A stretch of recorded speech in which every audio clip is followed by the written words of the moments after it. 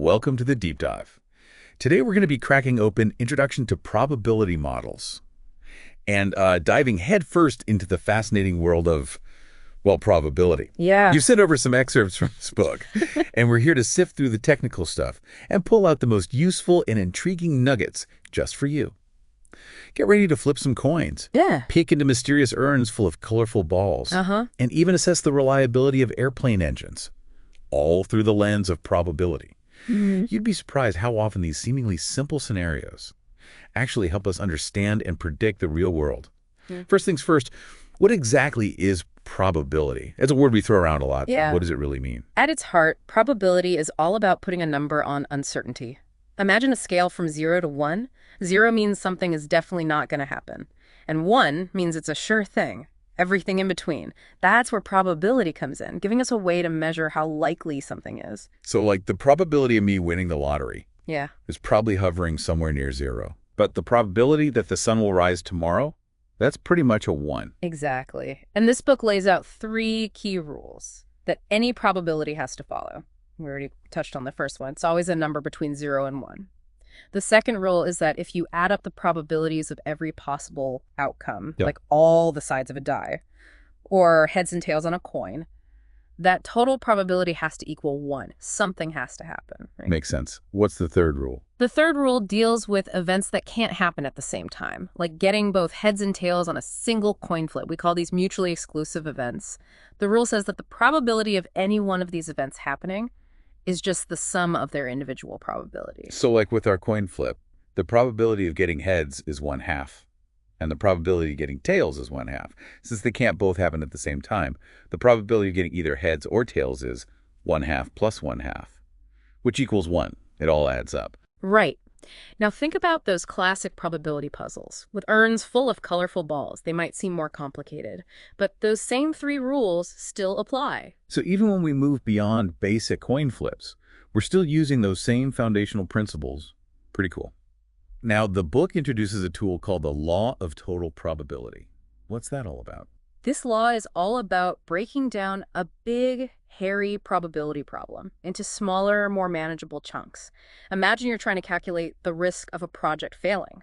This law lets you break that big risk down into smaller, manageable risks based on different things that could go wrong. So instead of looking at the whole tangled mess at once, we can look at each possible path to failure separately and then combine those probabilities to get the overall risk. Exactly. And this is especially useful when you have to consider conditional probabilities, the chance of something happening given that something else has already occurred. The book highlights problem 45, which deals with drawing colored balls from an urn.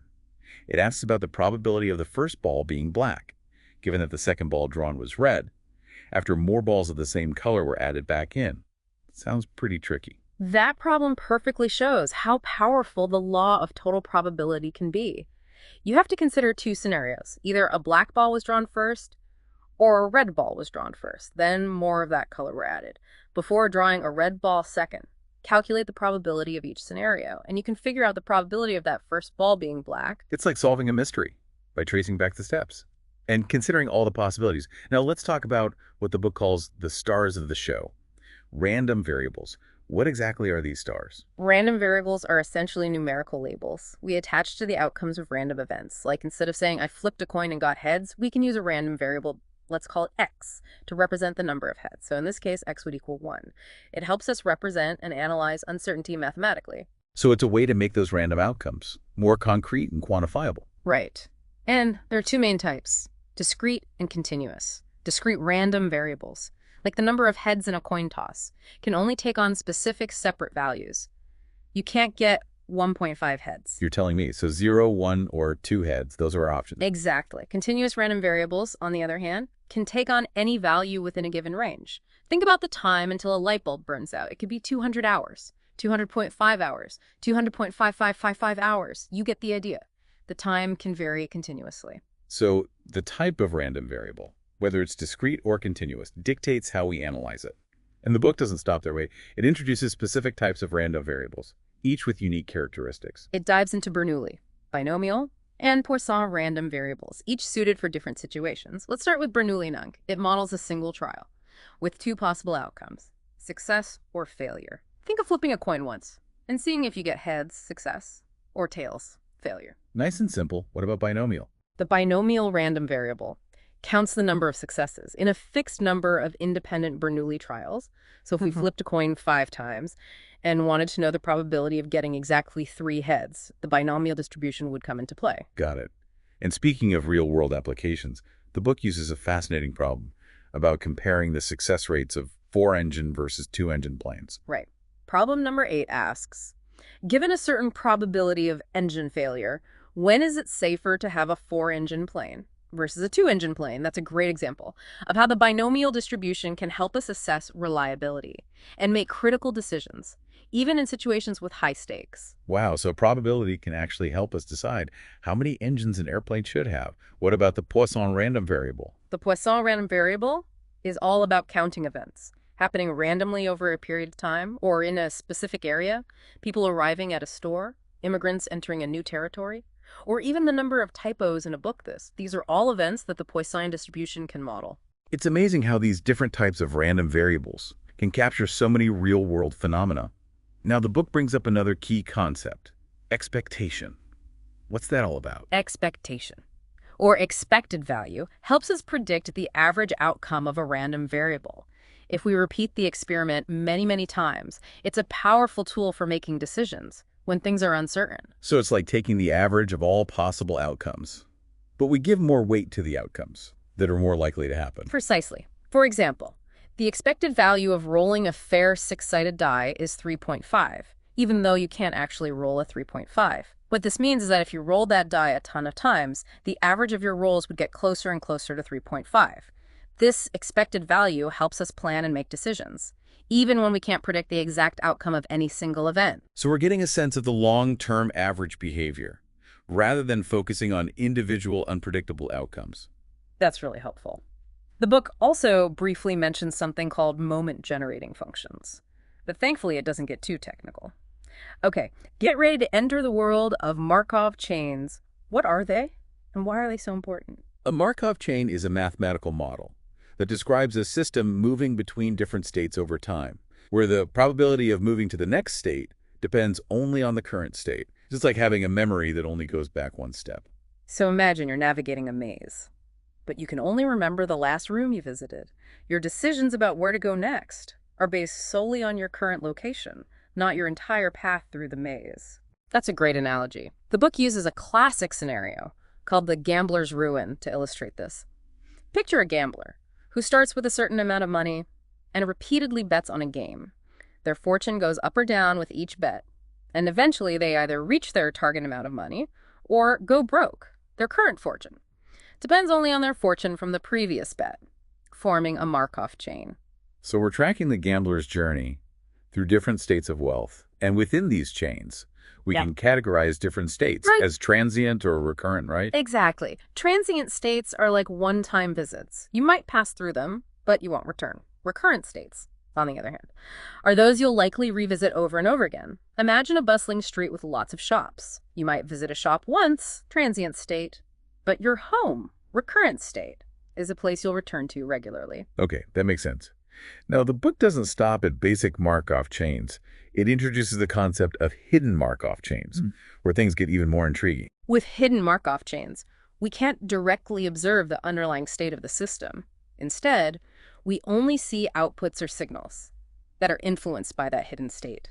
It's like trying to guess the weather based on what people are wearing. We see folks bundled up in raincoats and carrying umbrellas and think, must be raining, even though we can't see the rain itself. Exactly. The book uses the example of a production process. With hidden good and bad states, we don't see the state of the machinery directly, but can infer its condition based on the quality of the products it's churning out. So we're using observations to make educated guesses about the hidden state driving the system. Clever. Now let's move on to renewal theory, another fascinating area of probability modeling. What could you tell me about this one? Renewal theory is all about events that happen repeatedly over time, like replacing a light bulb. Yeah. We focus on the time between those events, the interarrival times, and analyze pattern and long-term behavior. So with the light bulb example, we'd be interested in how long a light bulb typically lasts before needing replacement, and how this time might vary from bulb to bulb. Exactly. We have concepts like the renewal function, which tells us the expected number of renewals within a given time interval, basically. How many light bulbs we expect to go through in a certain amount of time. And the renewal reward process adds another layer. By considering that each renewal or event can have a certain cost or reward associated with it, like how much those replacement light bulbs are costing us. We're running out of time for part 1. But I can't believe how much ground we've already covered. And the book even teases us with some advanced topics, like time reversibility. Time reversibility is a wild concept. It describes processes that look the same, whether they're running forward or backward in time, like watching a movie, where you can't tell if it's playing in reverse or not. That's mind-blowing. Yeah. There's also something called the pattern occurrence problem, how long it takes for specific patterns to appear in a sequence of events, like flipping a coin, and waiting for the sequence heads, tails, heads to pop up. Right. And how many flips would it take? Then there's the insurance ruin problem, figuring out the likelihood of an insurance company running out of money due to claims exceeding their reserves. It's a high-stakes game where the insurance company is trying to avoid going broke. It's amazing how these seemingly abstract concepts from probability theory can be applied to such practical, real-world problems. It really is. It's like we're uncovering a secret code for understanding the uncertainty all around us. But that's all the time we have for part 1. Join us next time, when we'll continue our deep dive into the world of probability. Welcome back to the deep dive. Last time, we journeyed through the foundations of probability, explored the fascinating world of random variables, and even dipped our toes into Markov chains and renewal theory. Phew, I'm already feeling smarter. So where we head next on our probability adventure? We'll hold on to your hats because we're about to enter the realm of queuing theory, the mathematics of waiting in line. Ooh, queuing theory. I think we've all experienced that one firsthand. Yeah. Whether it's at the grocery store, waiting for a table at a restaurant, or even just stuck in traffic. Exactly. Queues are everywhere. And queuing theory gives us the tools to analyze and optimize these waiting experiences. It helps us understand things like arrival rates, how often people join the line, service times, how long it takes to serve each person, and the dreaded queue lengths and waiting times. All of this is super important for designing systems that are both efficient and user-friendly. So it's not just about making people wait less, but also about making the waiting experience less painful. Right. Now, the book specifically focuses on the MM1 queue, which might sound like a secret code, but it's actually pretty straightforward. Okay, decode it for me. What does MM1 stand for? The first M stands for Markovian arrivals, meaning customers arrive according to a Poisson process. Remember that from earlier. It basically means arrivals are random. The second M is for Markovian service times, which means the time it takes to serve each customer. Follows an exponential distribution, and the 1 simply represents a single server. So picture a single cashier ringing up groceries, with customers arriving at random intervals, and each customer taking a different, but somewhat predictable, amount of time to check out. That's our MM1 queue in action. Exactly. And even though it seems simple, this model can be surprisingly powerful for analyzing lots of real-world situations.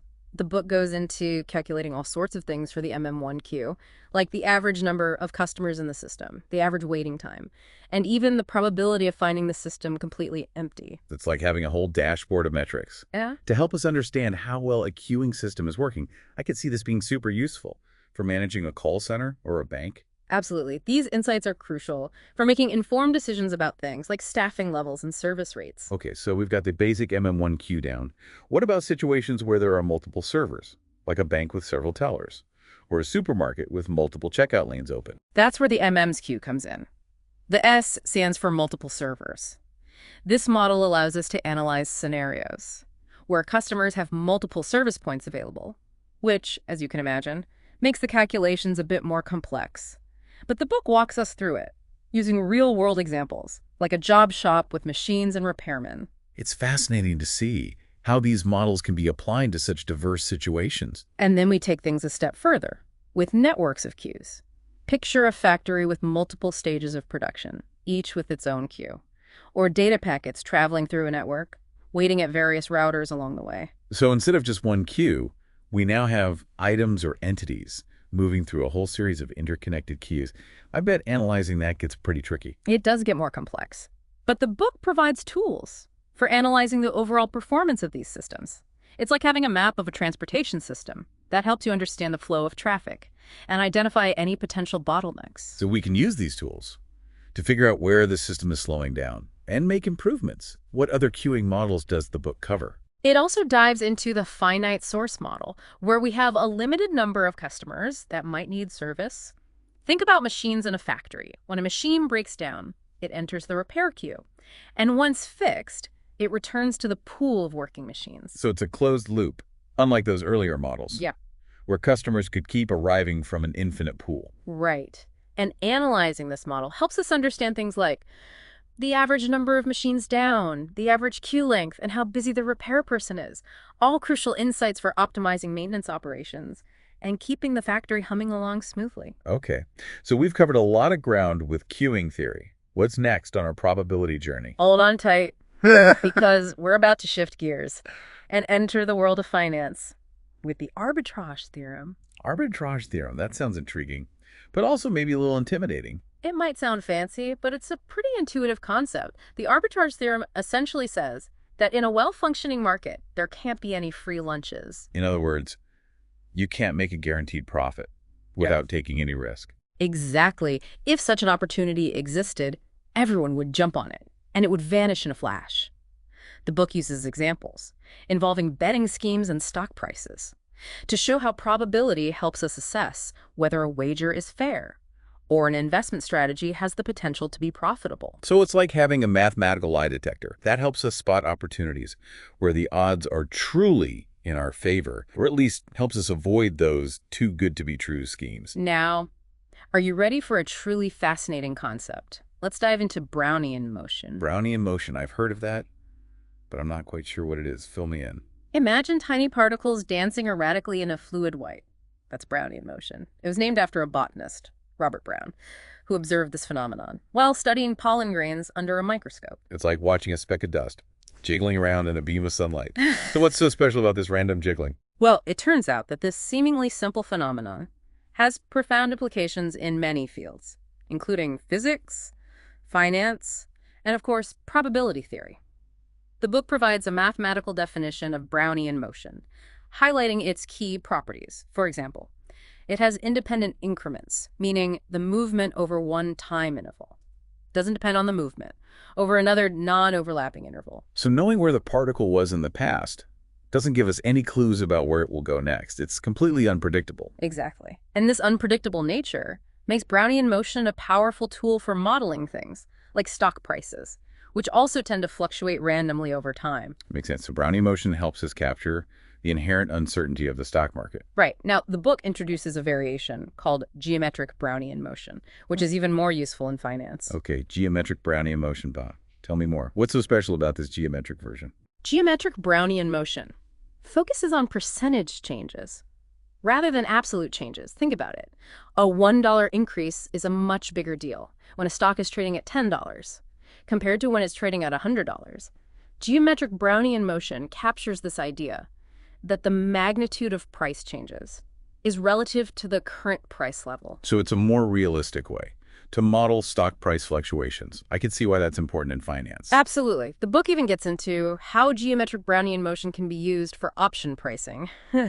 That's a whole other fascinating area of financial engineering. Options, but those are financial instruments that give you the right to buy or sell an asset at a specific price in the future, right? Exactly. And they can be pretty complex. But geometric Brownian motion provides a framework for understanding how they behave and how to price them accurately. Okay. So we've explored basic Brownian motion and its more financially savvy cousin, geometric Brownian motion.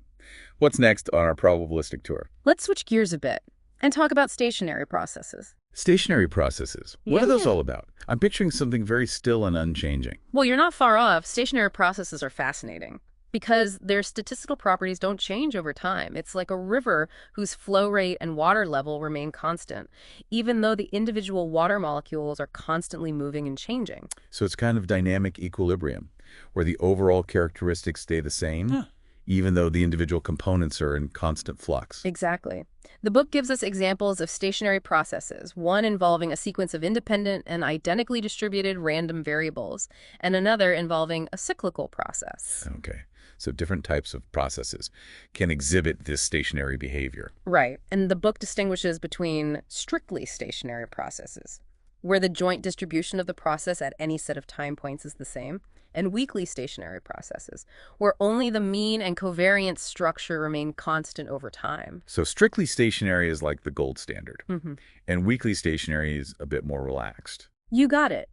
And that distinction is important because it allows us to analyze a wider range of processes that might not meet the strict requirements of strict stationarity. Okay, that makes sense. Now, what about this Gaussian process that the book mentions? Is that another type of stationary process? Yes, a Gaussian process is a specific type of weakly stationary process. It's named after the brilliant mathematician Carl Friedrich Gauss, and it's all about bell curves. Bell curves. You mean those normal distributions that we learned about earlier? Exactly. In a Gaussian process, if you take any collection of random variables from the process, their distribution will look like a beautiful symmetrical bell curve. And these Gaussian processes have tons of applications, especially in machine learning, where they're used for modeling and making predictions. So even though they're based on this simple bell curve idea, Gaussian processes can tackle complex real-world problems. That's pretty cool. Okay, we've explored queuing systems, delved into Brownian motion and its financial applications, and even tackled stationary processes. What's left on our probability adventure? Well, we've covered a lot of theoretical ground. But now it's time to roll up our sleeves and get practical with simulation. Simulation? I've always been curious about that. What exactly does it mean to simulate a probability model? Simulation is like creating a virtual world where we can experiment with probability models without having to build or manipulate real-world systems. It's a powerful tool for understanding how complex systems behave. So instead of building an actual queuing system, we can write a computer program that simulates the arrival of customers, their service times, and everything else about the queue. Precisely. And by running this simulation many times and collecting data, we can learn all sorts of things about the system, like the average waiting time, how often the queue gets really long, and so on. We can even experiment with different configurations to see how we can make the system work better. It's like having a time machine that lets us explore different what-if scenarios and see how the system would respond. Exactly. Now, at the heart of simulation are random numbers. These are the building blocks of our virtual world. And the book goes into various techniques for generating them. There's the inverse transform method and the rejection method, each suited for different types of probability distributions. So these methods help us translate those basic random numbers, like the ones you get from rolling a die, or using a random number generator, into more complex random variables that follow specific distributions, like exponential, normal, or Poisson. It's like having a recipe book for creating different flavors of randomness. That's a great analogy. The book gives us specific examples of how to simulate various random variables, like using the inverse transform method to simulate an exponential random variable, or the Box-Muller method to generate normal random variables. It's like we're learning the secret ingredients for cooking up different types of random behavior in our simulations. But I'm guessing it's not always easy to get accurate results from simulations, right? You're right. There's a whole art to making simulations more efficient and accurate. And that's where variance reduction techniques come in. What's variance reduction all about? Is that like reducing the noise in our results? Exactly. The goal is to reduce the variability of our estimates so that we can be more confident in our simulation results. The lower the variance, the more reliable our insights will be. Makes sense. What are some of the techniques for achieving this variance reduction? The book discusses methods like antithetic variables and control variates. With antithetic variables, we generate pairs of random variables that are negatively correlated, basically. When one goes up, the other goes down. This helps to balance out the fluctuations in our estimates, leading to a more stable and accurate result. It's like using a counterweight to steady a scale. We're getting a more balanced reading. And with control variates, we use information about a related variable with known properties to reduce the variance of our estimate. For the variable we're actually interested in, it's like getting a second opinion from a trusted source. It adds credibility to our findings. So we're leveraging our existing knowledge to improve the reliability of our simulations. Pretty clever. The book also covers how to simulate stochastic processes, those collections of random variables that change over time. It specifically focuses on simulating a non-homogeneous Poisson process, where the rate at which events happen can vary over time. Think about modeling customer arrivals at a store-up.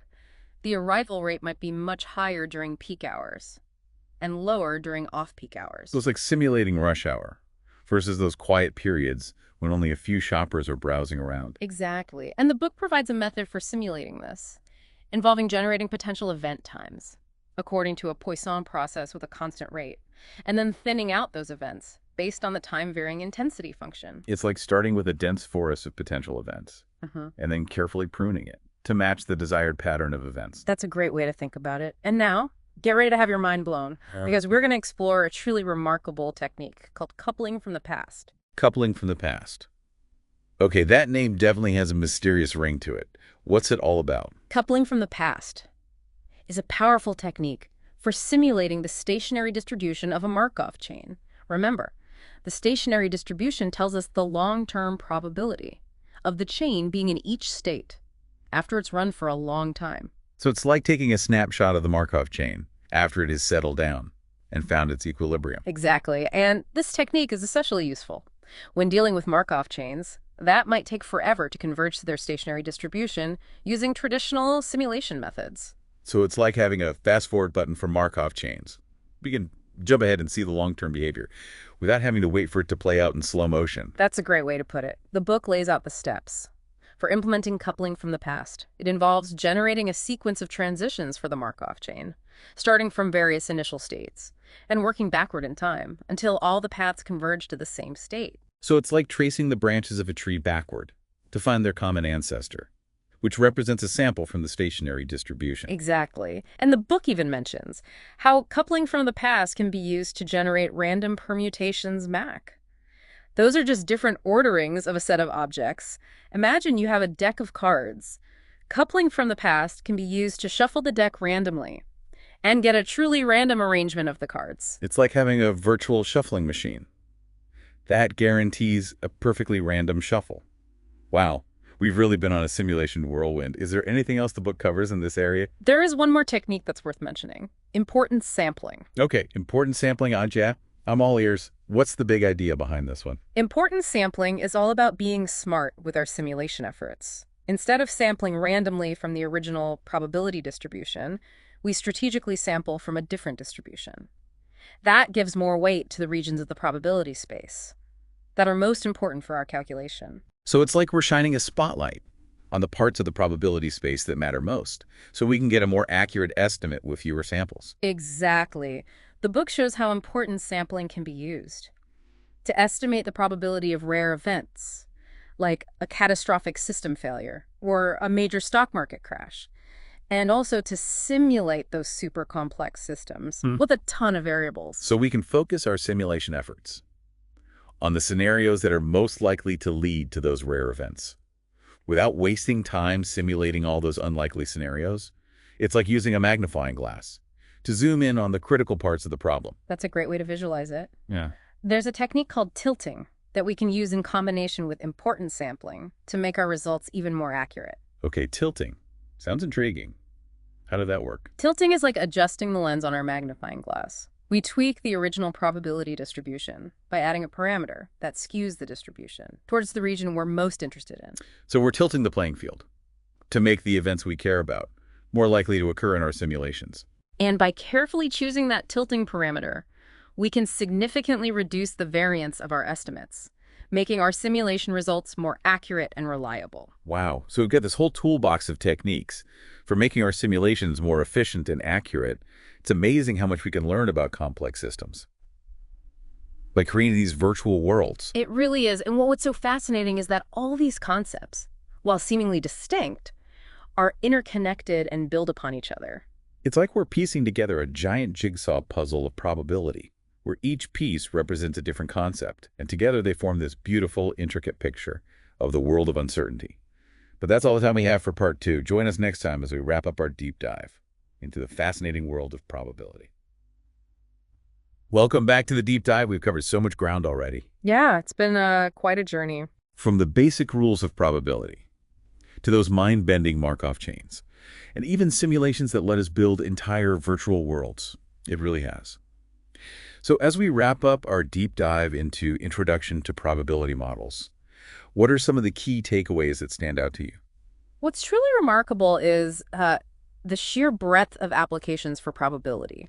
We've seen how it can be used to analyze everything, from simple coin tosses to complex financial markets, from the reliability of airplane engines to the flow of customers through a queuing system. It's a universal language for understanding and quantifying uncertainty, no matter what field we're exploring. It's like probability is this secret code underlying so much of the world around us, and we're finally starting to crack that code. And what's exciting is that it's constantly evolving. Researchers are developing new models and techniques to tackle increasingly complex problems that we face. So it's a field that's both intellectually stimulating and practically relevant. I'm definitely feeling inspired to learn more. That's great to hear. And remember, the material we've explored in this book is really just the foundation. There's a whole other world out there where these concepts are applied in really practical ways.